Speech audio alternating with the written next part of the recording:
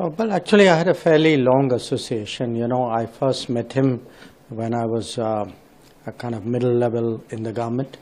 At that time, we started the CEO forum with the United States. He was a natural choice as a person who was to lead it. So those years, we used to work together quite closely, travel together to the US, when the Americans came over, talk to them as well. And then I renewed my, relationship when I went to Singapore. Singapore always had a very special place for Ratan Tata, because I think, if my memory serves me right, he started his career there. In fact, he was, during my tenure, he was awarded honorary citizenship of Singapore. I think he's the first Indian to get the honorary citizenship.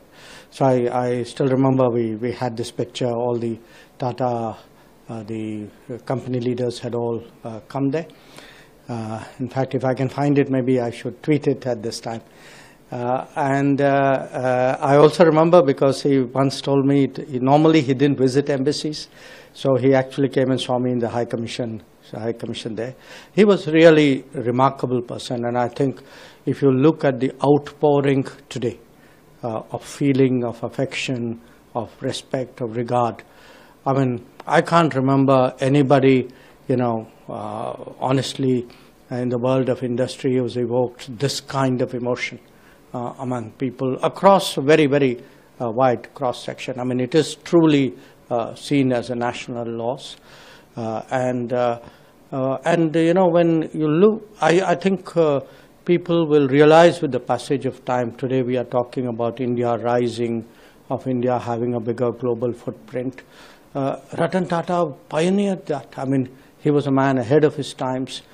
He took the Tata Group abroad in a way. I mean, today there's a sort of a global, there's a global recognition of Indian industry. I think Ratan Tata deserves that credit. So he implanted us very firmly, actually, in global consciousness. And I think those of us, particularly from the foreign policy side, we really owe him a great debt for that.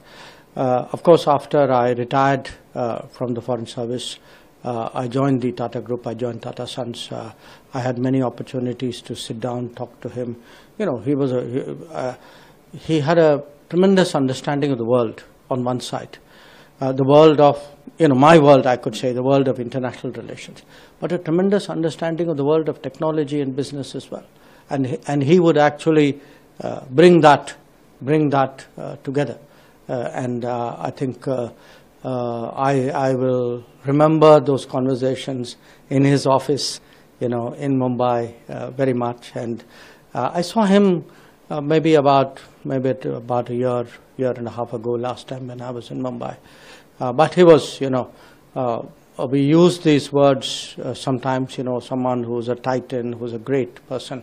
But believe me, there's no adjective, no description which would match his. Z News.